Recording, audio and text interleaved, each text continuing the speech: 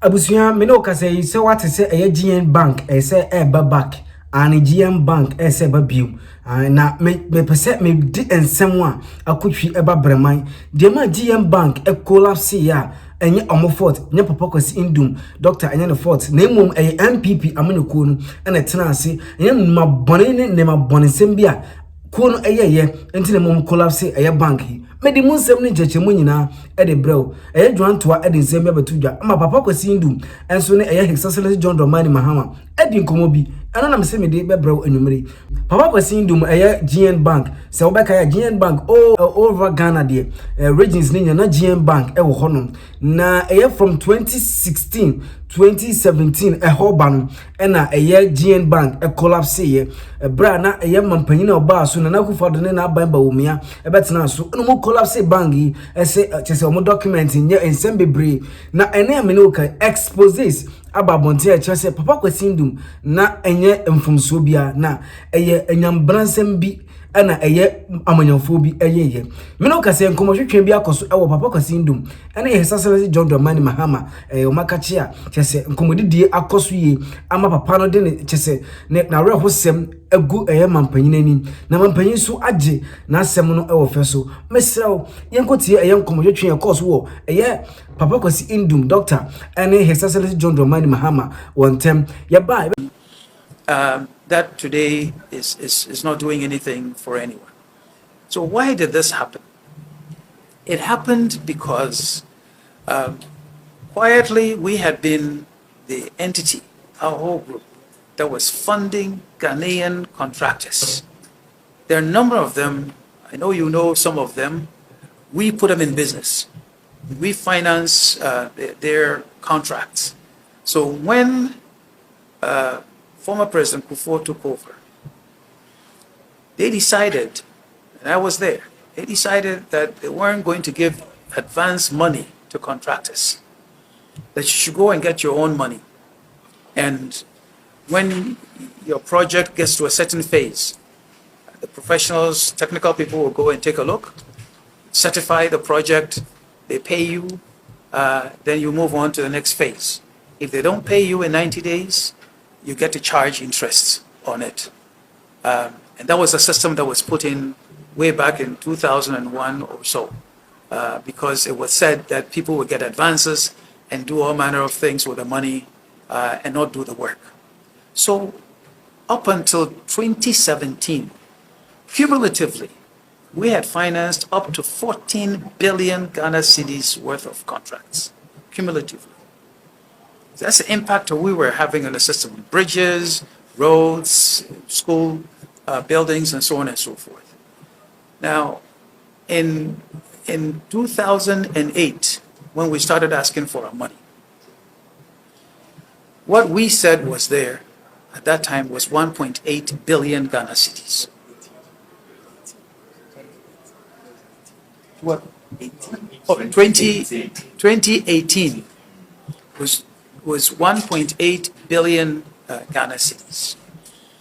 And this came about because when the new administration took over in 2017, it decided to freeze all contracts and said they were going to review them and reject whichever ones that they would reject. Well, they did the review. None of our projects was rejected. As a matter of fact, they gave even more contracts to a number of the contractors that we had pre-financed. But they would pay the new contracts and leave ours, right? We said, just give us 300 million Ghana cedis of contracts, work done and certified. And if they had done that, none of our companies would have suffered any challenges. They didn't.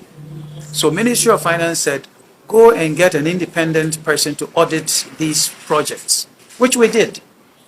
When the independent person did the audit, they rather came up with an amount of 2.2 billion Ghana cedis, right?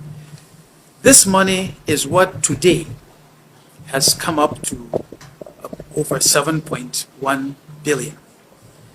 Now, knowing all of this, the governor who is there sat with me and said, look, why don't you accept to be reclassified from a universal bank to a savings and loans company, knowing that for savings and loans, the minimum requirement is only 15 million.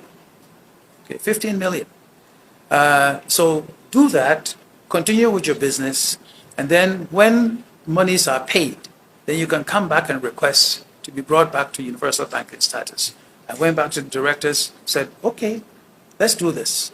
So January 2019, they give us a letter saying, here are 6 conditions that you must satisfy over a 6-month period.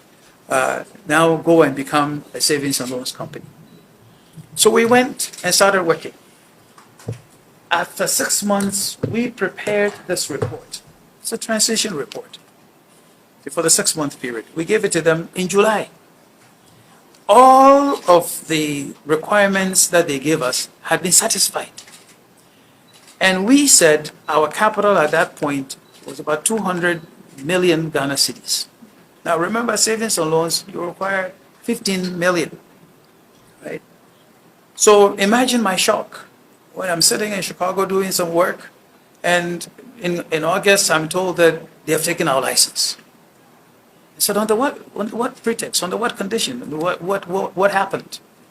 Okay. In that way, I am communicating a course so His Excellency and a papa Kwasindu one a year or meeting or Mokoye and my idea. Menoka say immediately a year GN Bank a best cyber power. Best general naso brani ama papa na sa afa enuma na yankọ eye dwan to so e de ensem bi abegudwu a chese papa no mabre no mabon fo mankasa na nani so edin we che say papa is a fishing man I was Ghana ye change your thinking and ye nsesan adwene kakra enko tie ye ncheche mu mapa na me kai was hagusu lessons TV so and na dey kan we channel ya na wa subscribe na wa like na wa share ama afoforo nso anya bi ati yenko hwe eye sene dwantoa enso de enkomo twetwe papa yi be bie GN Bank onu kwa ne nabusuafo of our workers close to 3,000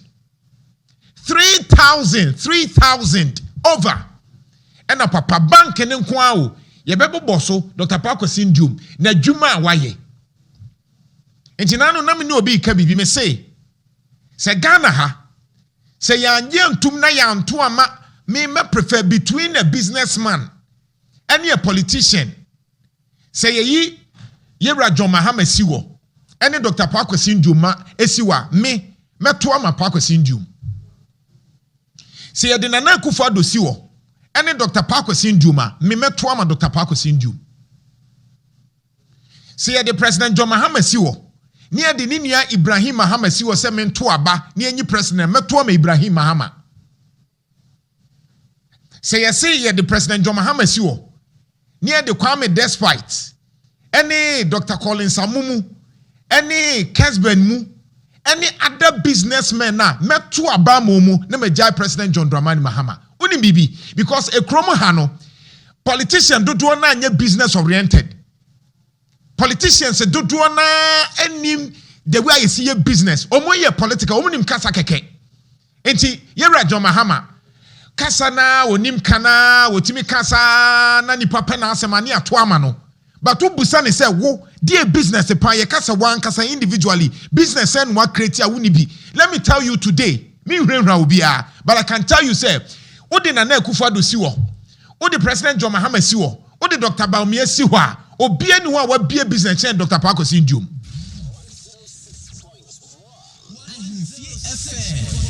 me say kabiem me say odi President Nana Akufo-Addo President John Mahama ye papa Dr. Bawumia siwa obia ni obetimi compare himself to Dr. Bawumia in terms of work individual work o enye wa buy obia ni ho Yera John Mahama ontimi fa no ho toto Parker Syndrome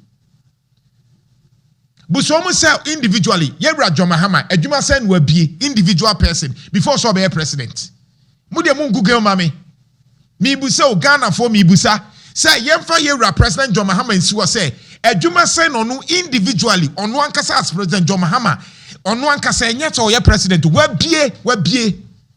wabie nipa say no afo mu mi busa Mudi, I'm challenging you today. Me say, President John Mahama adwuma sɛn on one kasa as individual wa biama on Ghana for yebi yankwa yewura na Akufo-Addo so on one kasa as an individual adwuma sɛn na wa bie nipa sɛn na wafa wo mu a on one kasa ye adwuma yewura Dr. Bawumia adwuma sɛn na wafa nkrofo adwuma monka nkyerɛ me omo miensa na me kan omo so na omo so medi yeso omo bie na ometimi a compare to Pakwesi Ndium and so the politics egu na adwuma na GM Bank problem aba Pakwesi Ndium problem no I knew it papa no na aban at that time me kana na Akufo-Addo aban ne kenoforiata no mo the GM Bank ka sabre na customers airport musika no na aban de Dr. Pakwesi Ndium ka Dr. Pakwesi Ndium say yentua kra mano no ontimi fantua workers omu say lalai omu ma na omu gye na Bank of Ghana J Bank no na nipa yare ye na nipa wuye ene empanyufo bebroma adwuma eseye because GN Bank adwuma na no mu ye egu